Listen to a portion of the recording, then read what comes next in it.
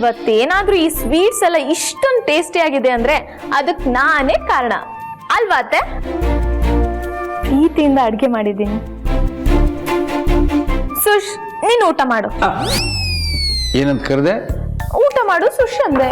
ನನ್ನ ಮಗನಿಗೆ ಸುಶ್ರಾವ್ಯವಾಗಿ ಸುಶಾಂತ್ ಅಂತ ಹೆಸರಿಟ್ಟಿದ್ದೀವಿ. ನೀನೇನಮ್ಮ ಅದು ಸುಶ್ಯೋ ಪುಷ್ಯೋ ಅನ್ಕೊಂಡು? ನೋಡು ಮುಖ ನೋಡು, ಡಲ್ ಆಗ್ಬಿಟ್ಟ. ನೀವು ಊಟ ಮಾಡು ಕಂದ.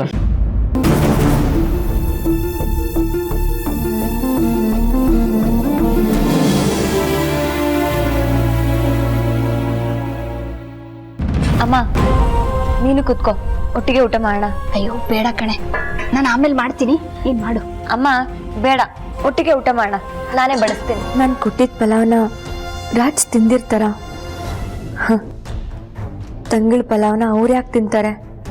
ಮನೇಲಿ ಹಬ್ಬದ ಅಡುಗೆ ರೆಡಿ ಆಗಿರುತ್ತೆ. ಅದ್ರ ಮುಂದೆ ನಾನು ಕೊಟ್ಟ ಬಾಕ್ಸ್ ನೆನಪು ಆಗಲ್ಲ. ನಿಮಗೆ ನಾನು ಮಾಡೋ ಪಲಾವ್ ಅಂದರೆ ತುಂಬ ಇಷ್ಟ ಅಲ್ವಾ? ನಿಮಗೆ ಕೊಡೋದಕ್ಕೆ ಇದನ್ನ ಬಿಟ್ಟು ನನ್ನ ಹತ್ರ ಬೇರೆ ಏನೂ ಇಲ್ಲ.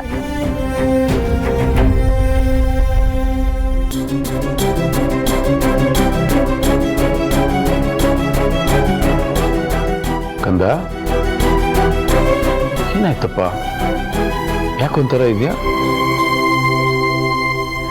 ಯಾಕೆ ಡಲ್ ಆಗಿದ್ಯಾ ಸುಶಾಂತ್? ಯಾಕೋ ಅಮ್ಮ ಒಂದ್ ನಿಮಿಷ ಬಂದೆ. ಸುಶಾಂತ್ ಏನಾಯ್ತು ಅಂತ ಹೇಳೋ.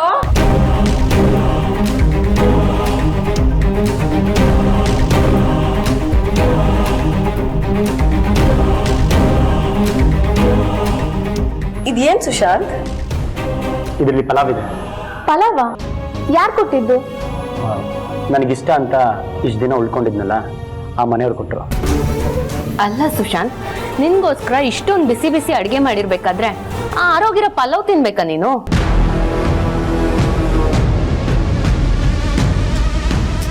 ಹೌದು ಸುಶ್, ಅದನ್ನ ಯಾಕೆ ತಿಂತೀಯಾ?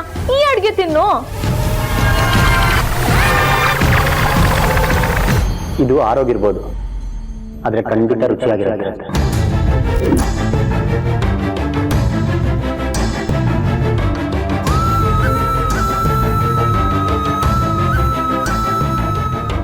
ಇಷ್ಟಕ್ಕೂ ಹಸಿವನ್ನು ನೀಗ್ಸೋ ಅನ್ನ ದೇವ್ರಿಗೆ ಸಮಾನ.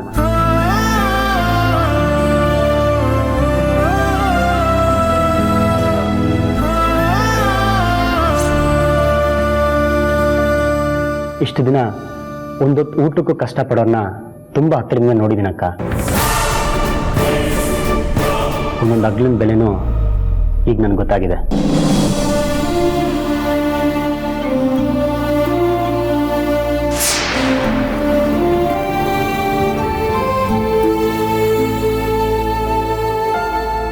ನನ್ನ ಪಾಲಿಗೆ ಈ ಬಿಸಿಯಾಗಿರೋ ಊಟ, ಈ ತಣ್ಣಗಿರೋ ಅನ್ನ ಎರಡೂ ಒಂದೇನೆ.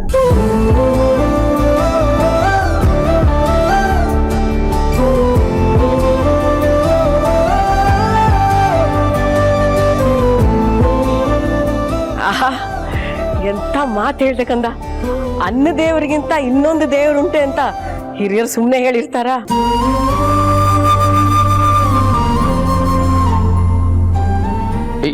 ಇಲ್ಕೊಡು, ನಾನು ಒಂಚೂರು ನೋಡ್ತೀನಿ.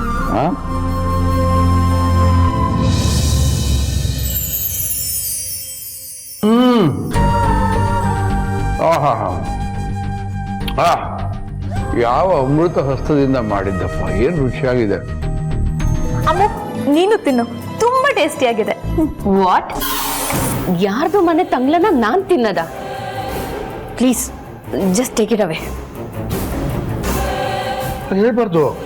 ಯಾರು ಮಾಡಿದಾರೋ ತುಂಬಾ ರುಚಿಯಾಗಿ ಮಾಡಿದ್ದಾರೆ, ತಿನ್ನು. ಇದನ್ನ ಯಾರು ಮಾಡಿರ್ಬೋದು? ಆರಾಧನೆ ಇರ್ಬೋದಾ? ತುಂಬಾ ರುಚಿಯಾಗಿದೆ ಕಣೋ ಮಗನೆ. ಇದನ್ನ ಮಾಡಿಕೊಟ್ಟವ್ರಿಗೆ ಹೇಳ್ಬಿಡು, ನಾವೆಲ್ಲರೂ ಒಂದಿನ ಅವ್ರ ಮನೆಗೆ ಬರ್ತೀವಿ, ಅಲ್ಲೇ ಕೂತ್ಕೊಂಡು ಅವ್ರು ಮಾಡೋ ಅಡ್ಗೆನ ಊಟ ಮಾಡ್ಕೊಂಡು ಬರ್ತೀವಿ ಅಂತ. ಏನಮ್ಮಂತಿ? ನನ್ನ ತಂದೆ ಸಾವಿಗೆ ಕಾರಣ ಆಗಿರೋ ವ್ಯಕ್ತಿ ನನ್ನ ಕಣ್ಣು ಮುಂದೆನೇ ಇದ್ದಾರೆ. ನಮ್ಮಪ್ಪ ಸತ್ತಿದ್ದು ಅವನಿಂದಾನೆ. ಧರ್ಮೇಂದ್ರ ರಾಜ್ ಪ್ರಧಾನ್ ಅಲ್ಲ. ರಾಜ್ ಹತ್ರ ಮಾತಾಡೋದಕ್ಕೆ ಮೊದಲೆಲ್ಲ ಎಷ್ಟೊಂದು ವಿಷಯಗಳಿರ್ತಿತ್ತು. ಎಷ್ಟು ಮಾತಾಡಿದ್ರು ಮಾತೇ ಮುಗಿತಿರ್ಲಿಲ್ಲ. ಆದ್ರೆ ಇವತ್ತು ಬರೀ ಹಾಯ್ ಹೆಲೋಗೆ ಮುಗ್ದೋಯ್ತಲ್ಲ. ಏನಾಗ್ತಿದೆ ಅಂತಾನೆ ಅರ್ಥ ಆಗ್ತಿಲ್ವಲ್ಲ. ಎಷ್ಟೊಂದು ಮಾತಾಡಬೇಕು ಅನ್ಸುತ್ತೆ. ಫೋನ್ ಮಾಡಿದ್ರೆ ಮಾತೇ ಬರಲ್ಲ.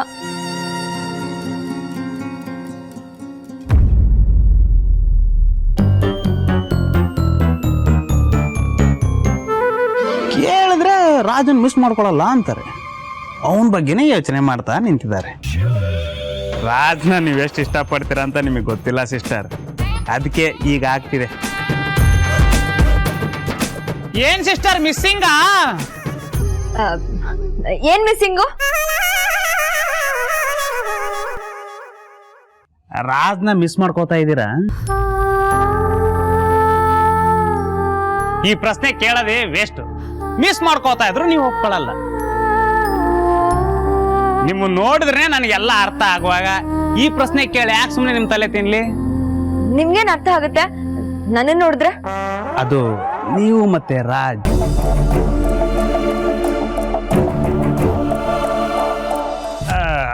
ಬೇಡ ಬಿಡಿ. ನೀವೇನೇನೋ ಅನ್ಕೋಬೇಡಿ. ನಾನ್ ರಾಜಕ್ ಕಾಲ್ ಮಾಡಿದ್ದೆ, ಸರಿಯಾಗಿ ಮಾತಾಡ್ಲಿಲ್ಲ. ಅದಕ್ಕೆ ಸ್ವಲ್ಪ ಬೇಜಾರಾಯ್ತಷ್ಟೆ.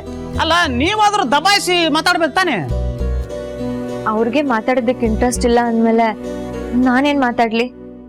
ವಾ, ನಿಮ್ ಪ್ರೀತಿ ಎಲ್ಲ ಇಷ್ಟೇನ ಹಂಗಿದ್ರೆ?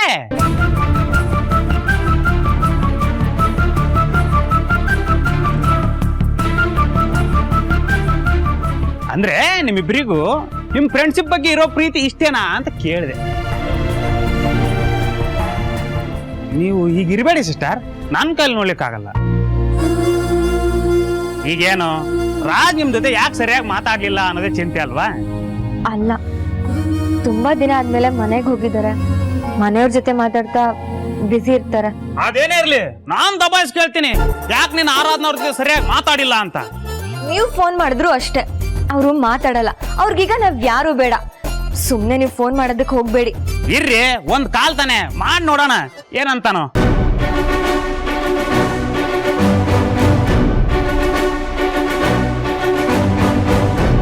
ಹಾ ಪ್ರಸಾದ್, ನಾಳೆ ಆಫೀಸಲ್ಲಿ ಲಂಚ್ ಇಟ್ಕೊಂಡಿದ್ದೀನಯ್ಯ. ಮಿಸ್ ಮಾಡಿದೆ ಬರಬೇಕು. ನೀನು ಯಾವುದಾದ್ರು ಕುಂಟನೆಪ್ಪ ಹೇಳ್ಕೊಂಡು ತಪ್ಪಿಸ್ಕೋತೀಯ. ಬರಬೇಕಪ್ಪ, ಬೇಜಾರಾಗತ್ತೆ ಆಮೇಲೆ ನನಗೆ. ಮನೆಯವ್ರು ಕರ್ಕೊಂಬ, ಮಗನೂ ಕರ್ಕೊಂಬರಯ್ಯ. ಆಯ್ತು, ಥ್ಯಾಂಕ್ ಯು. ಹಾ, ಎಷ್ಟು ಖುಷಿಯಾಗಿದ್ದಾರೆ. ಇಷ್ಟು ದಿನ ಮಗ ಮನೇಲಿ ಇರ್ಲಿಲ್ಲ ಅಂತ ಇವ್ರ ಮುಖದಲ್ಲಿ ನಗುನೇ ಇರ್ಲಿಲ್ಲ. ಹೌದು ಹೌದು, ಥ್ಯಾಂಕ್ ಯು. ರೀ, ತಗೊಳ್ಳಿ, ನಿಮ್ಮ ಮಗ ಸಂಪಾದನೆ ಮಾಡಿರೋ ದುಡ್ಡಿದು. ನೀವ್ ಹೇಳ್ದಾಗೆ 1 ಲಕ್ಷ ಸಂಪಾದನೆ ಮಾಡ್ಕೊಂಡು ಬಂದಿದ್ದಾನೆ. ನೀವು ಈ ಹಣನ ಕೈಲಿ ತಗೊಳ್ದೆ ದೇವ್ರ ಮನೇಲಿ ಇಡ್ಸಿದ್ರಿ. ಅದಕ್ಕೆ ನಾನೀಗ ತಂದ್ಕೊಟ್ಟಿದ್ದೀನಿ. ತಗೊಳ್ರಿ.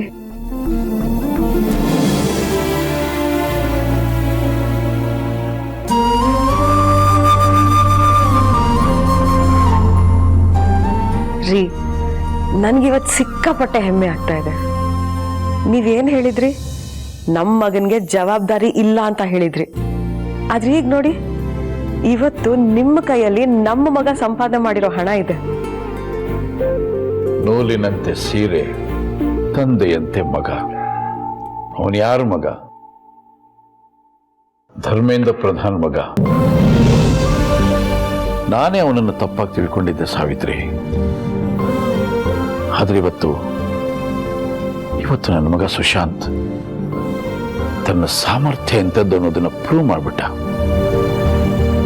ಈ ಕ್ಷಣ ನೀನೆಷ್ಟು ಸಂತೋಷ ಪಡ್ತಾ ಇದೆಯೋ ಅದರ 10ರಷ್ಟು ಸಂತೋಷ ನನಗಾಗ್ತಿದೆ. ರೀ, ಒಂದು ಕಡೆ ಮಗ ಮನೆಗೆ ಬಂದಿದ್ದಾನೆ ಅನ್ನೋ ಖುಷಿ, ಇನ್ನೊಂದು ಕಡೆ ನೀವೆಷ್ಟು ಸಂಭ್ರಮ ಪಡ್ತಾ ಇರೋದು. ನಿಮ್ ಫ್ರೆಂಡ್ಸಿಗೆಲ್ಲ ಫೋನ್ ಮಾಡಿ ಮಗ ಮನೆಗೆ ಬಂದಿದ್ದಾನೆ ಅಂತ ಸಂಭ್ರಮ ಪಟ್ಕೊಂಡು ತಿಳಿಸ್ತಾ ಇರೋದು, ಅದು ಇನ್ನಷ್ಟು ಖುಷಿ ಆಗ್ತಾ ಇದೆ ರೀ. ಬರೀ ಹೇಳೋದಲ್ಲ ಸಾವಿತ್ರಿ, ನನ್ನ ಸಂತೋಷನ ಹೇಗೆ ವ್ಯಕ್ತಪಡಿಸೋದು? ನಾಳೆ ಆಫೀಸಲ್ಲಿ ಲಂಚ್ ಇಟ್ಕೊಂಡಿದ್ದೀನಿ. ಬಹಳಷ್ಟು ಜನ ನನ್ನ ಆತ್ಮೀಯರನ್ನೆಲ್ಲ ಕರೆದಿದ್ದೀನಿ. ಸಾವಿತ್ರಿ, ನನ್ನ ಜೀವನದಲ್ಲಿ ನಾನು ಬೇಕಾದಷ್ಟು ಹಣ ಸಂಪಾದನೆ ಮಾಡಿದ್ದೀನಿ. ಬೇಕಾದಷ್ಟು ಹಣನ ಈ ಕೈಯಲ್ಲಿ ನಾನು ಮುಟ್ಟಿದ್ದೀನಿ. ಆದರೆ ಇವತ್ತು ಈ ಹಣ ಮುಟ್ಟುವಾಗ ನನ್ನ ದೇಹ ಎಲ್ಲ ಕಂಪಿಸ್ತಾ ಇದೆ ಸಾವಿತ್ರಿ. ಇದು ನನ್ನ ಮಗನ ಕಷ್ಟಕ್ಕೆ ಸಿಕ್ಕ ಫಲ, ಅವನ ಬೆವರಿಗೆ ಸಿಕ್ಕಂತ ಪ್ರತಿಫಲ. ಈ ಹಣ ಸಂಪಾದನೆ ಮಾಡೋದಕ್ಕೆ ನನ್ನ ಮಗ ಅದೆಷ್ಟು ಕಷ್ಟಪಟ್ಟಿರ್ತಾನೆ ಅಂತ ನನಗೆ ಅರ್ಥ ಆಗ್ತಿದೆ ಸಾವಿತ್ರಿ. ಅವತ್ತು ಮದುವೆ ಮನೆಯಲ್ಲಿ ನನ್ನ ಮಗ ತಾನು ದೊಡ್ಡ ಶ್ರೀಮಂತನ ಮಗ ಅನ್ನೋದನ್ನು ಮರೆತು ಒಬ್ಬ ಸಾಧಾರಣ ವ್ಯಕ್ತಿಯಾಗಿ ಪಡಬಾರದು ಕಷ್ಟಪಡ್ತಿದ್ದ. ಒಬ್ಬ ತಂದೆಯಾಗಿ ಆ ದೃಶ್ಯನ ನೋಡೋದು ನನ್ನ ಕೈಲಿ ಆಗ್ಲಿಲ್ಲ ಸಾವಿತ್ರಿ. ಕರಳಿಗಾಗಿ ಬೆಂಕಿ ಇಟ್ಟಾಗ ಆಗ್ತಾ ಇತ್ತು. ಅದರ ಪ್ರತಿಫಲ ಇವತ್ತು ಅವನು ಸಂಪಾದನೆ ಮಾಡ್ಕೊಂಡ್ಬಂದು ನಿನ್ನ ಕೈ ಕೊಟ್ಟಿದ್ದಾನೆ ಸಾವಿತ್ರಿ. ಇದು ನಿನ್ನ ಭಾಗಕ್ಕೆ ₹1,00,000. ಆದ್ರೆ ನನಗೆ ಈ ಹಣಕ್ಕೆ ಬೆಲೆ ಕಟ್ಟಕ್ಕಾಗ್ತಿಲ್ಲ. ಕೋಟಿ ಹೇಳಿದ್ರು ಕೂಡ ಅದು ಕಮ್ಮಿ ಅಂತ ನನಗನ್ನಿಸ್ತಾ ಇದೆ. ಅಷ್ಟು ಮಹತ್ವ ಇದೆ ಈ ಹಣಕ್ಕೆ, ಮಹತ್ವ ಇದೆ. ರೀ, ನಮ್ಮ ಮಗನಿಗೆ ಅವನ ಫ್ರೆಂಡ್ ಒಬ್ಳು ತುಂಬಾ ಸಪೋರ್ಟ್ ಮಾಡಿದ್ದಾಳೆ. ಅವಳ ಹೆಸರು ಆರಾಧನಾ. ನಿಮ್ ಹೆಸರಲ್ಲಿ ಇದೆಯಲ್ಲ ಧರ್ಮ, ಅದು ನಿಮ್ ವ್ಯಕ್ತಿತ್ವದಲ್ಲಿ ಇಲ್ಲ ಅಂತ ಅವ್ರು ಯಾರಿಗೂ ಗೊತ್ತಿಲ್ಲ. ನಮ್ಮ ಅಪ್ಪನಂತ ಅಮಾಯಕರ ಸಮಾಧಿ ಮೇಲೆ ನೀವು ನಿಮ್ ಶ್ರೀಮಂತರ ಮಹಲನ್ನ ಕಟ್ಕೊಂಡಿರೋದು. ಎಷ್ಟೇ ಆದರೂ ಆರಾಧನಾ ನನ್ನ ಸ್ನೇಹಿತ ಶಿವ ಮಗಳಲ್ವಾ. ಎಲ್ಲ ಅವನ ಗುಣನೇ ಈ ಮಗು ಬಂದಿದೆ. ಬಹುಶಃ ಆ ಪಲಾವ್ ಮಾಡ್ಕೊಟ್ಟಿರೋದು ಅವಳೇ ಇರ್ಬೇಕು. ಅವಳು ಸುಶಾಂತ್ಗೆ ತುಂಬಾ ಒಳ್ಳೆ ಫ್ರೆಂಡ್ ರೀ.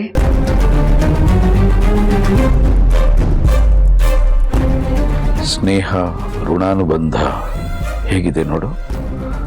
ನನ್ನ ಆಪ್ತ ಸ್ನೇಹಿತ ಶಿವಶಂಕರ ಎಲ್ಲೂ ಹೋಗಿಲ್ಲ. ಆರಾಧನಾ ರೂಪದಲ್ಲಿ ಮತ್ತೆ ನನ್ನ ಜೀವನದ ಒಳಗೆ ಬಂದಿದ್ದಾನೆ. ರೀ, ನಮ್ಮ ಮಗ ಮನೆಗೆ ವಾಪಸ್ ಬಂದಿದ್ದಾನೆ. ಈಗ ಮನೆ ಮೊದ್ಲಿನಂತೆ ತುಂಬಿದ ಹಾಗೆ ಅನ್ನಿಸ್ತಾ ಇದೆ. ನಾವ್ ಇನ್ಮೇಲೆ ಹೀಗೆ ಒಟ್ಟಿಗೆ ಇರ್ಬೇಕು ರೀ. ನಮ್ಮ ಈ ಖುಷಿ ಸದಾ ಹೀಗೆ ಇರ್ಬೇಕು ರೀ. ಖಂಡಿತ ಸಾವಿತ್ರಿ, ನಿನ್ನಿಚ್ಛೆಯಂತೆ ಆಗುತ್ತೆ. ಈ ಮನೆಯಲ್ಲಿ ನಾವೆಲ್ಲರೂ ಕೂಡ ಸಂತೋಷದಿಂದ ನಗನಗ್ತಾ ಇರ್ತೀವಿ. ಈ ಮನೆಯಲ್ಲಿ ನಗುವಿನ ಸಂಭ್ರಮಕ್ಕೆ ಕೊರತೆ ಆಗದೆ ಇರೋ ಹಾಗೆ ನಾನು ನೋಡ್ಕೋತೀನಿ. ಬ್ರೋ, ಹಲೋ ರಾಜ್, ಏನೋ ಮಾಡ್ತಿದ್ಯಾ? ಚೆನ್ನಾಗಿದ್ಯಾ? ಹೂನಾ, ನೀನೇನ್ ಮಾಡ್ತಿದ್ಯಾ? ಏನಿಲ್ಲ, ನಾನ್ ಮನೆಗ್ ಬಂದೀನಿ ಅಂತ ಮನೆಯವರೆಲ್ಲ ತುಂಬಾ ಖುಷಿಯಲ್ಲಿದ್ದಾರೆ. ಅಮ್ಮ ಅಂತೂ ಏನೋ ಸ್ಪೆಷಲ್ ಅಡಿಗೆ ಮಾಡಿದ್ದಾರೆ. ರಾಜ್, ನೀನ್ ಇಲ್ದೆ ನಮ್ಗಂತೂ ತುಂಬಾ ಬೇಜಾರಾಗ್ತಿದೆ ಕಣೋ. ತುಂಬಾ ನೆನಪಾಗ್ತಾ ಇದೀಯಾ. ನಿಂಗೂ ನಾವು ನೆನಪಾಗ್ತಾ ಇದೀವಾ? ಮರೆಯಕ್ಕಾಗತ್ತಾ? ಆ ಒಟ್ಟಾರೆ ಜನ ಒಟ್ಟಿಗೆ ಊಟ ಮಾಡಿದ್ದು, ಹರಟೆ ಹೊಡೆದಿದ್ದು, ಜಗಳ ಆಡಿದ್ದು ಎಲ್ಲ ನೆನಪಾಗ್ತಿದೆ. ಹೌದು, ಆರಾಧನವ್ರು ಫೋನ್ ಮಾಡಿದ್ರಂತೆ, ನೀನ್ ಯಾಕೆ ಸರಿಯಾಗಿ ಮಾತಾಡ್ಲಿಲ್ಲ? ಹಲೋ ರಾಜ್, ನಿನ್ನೆ ಕೇಳ್ತಾ ಇರೋದು. ಹಾಗೇನಿಲ್ವಲ್ಲ, ಚೆನ್ನಾಗೇ ಮಾತಾಡಿದ್ದೀನಿ.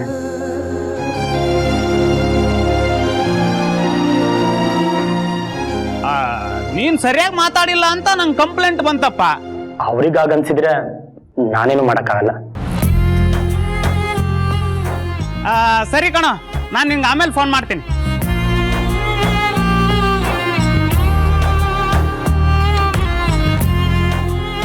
ಮುನಿಯಮ್ಮ, ನಿಮ್ಮ ಹತ್ರ ಸರಿಯಾಗಿ ಮಾತಾಡ್ಲಿಲ್ಲ ಅಂತ ಅಷ್ಟೊಂದು ಫೀಲ್ ಮಾಡ್ಕೊಂಡಿದ್ದೀರಾ?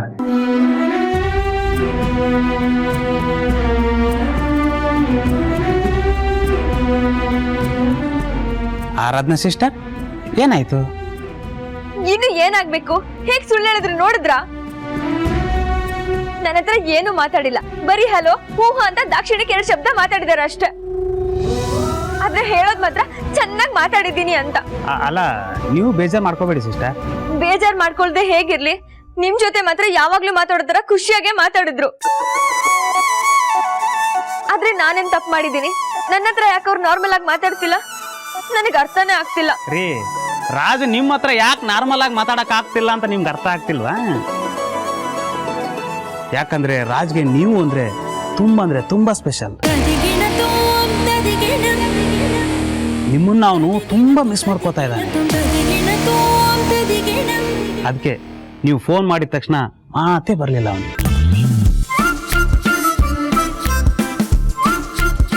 ಅಪ್ಪ ದೇವ್ರೆ, ಆರಾಧ್ನವರು ಮತ್ತೆ ರಾಜ್ ಅವರು ಅವ್ರವ್ರ ಫೀಲಿಂಗ್ನ ಆದಷ್ಟು ಬೇಗ ಶೇರ್ ಮಾಡ್ಕೊಳ್ಳೋ ಥರ ಮಾಡಪ್ಪ.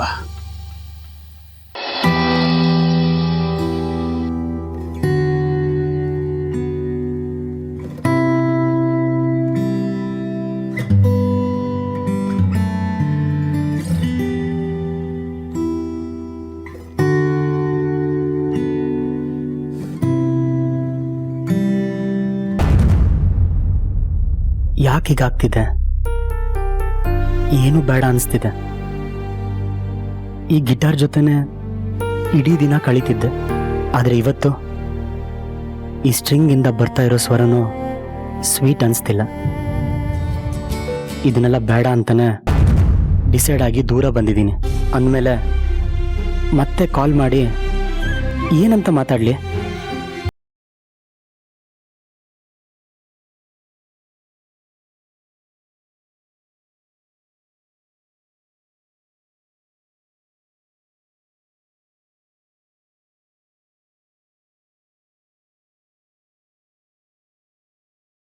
ಆಗಿದೆ ನನಗೆ. ಈ ಎ ಸಿ ರೂಮಲ್ಲೂ ಉಸಿರು ಕಟ್ಟಿರೋ ಥರ ಫೀಲ್ ಆಗ್ತಿದೆ. ಈ ರೂಮ್, ಮನೆ ಎಲ್ಲ ತುಂಬ ಚೇಂಜ್ ಆಗಿರೋ ಥರ ಇದೆ. ಅಥವಾ ನಾನೇ ಚೇಂಜ್ ಆಗಿದ್ದೀನ? ಯಾಕೋ ಇಲ್ಲಿರೋದು ಯಾವುದು ನಂದು ಅಂತ ಅನಿಸ್ತಿಲ್ಲ. ನಾನಾಗೇ ಇಲ್ಲ.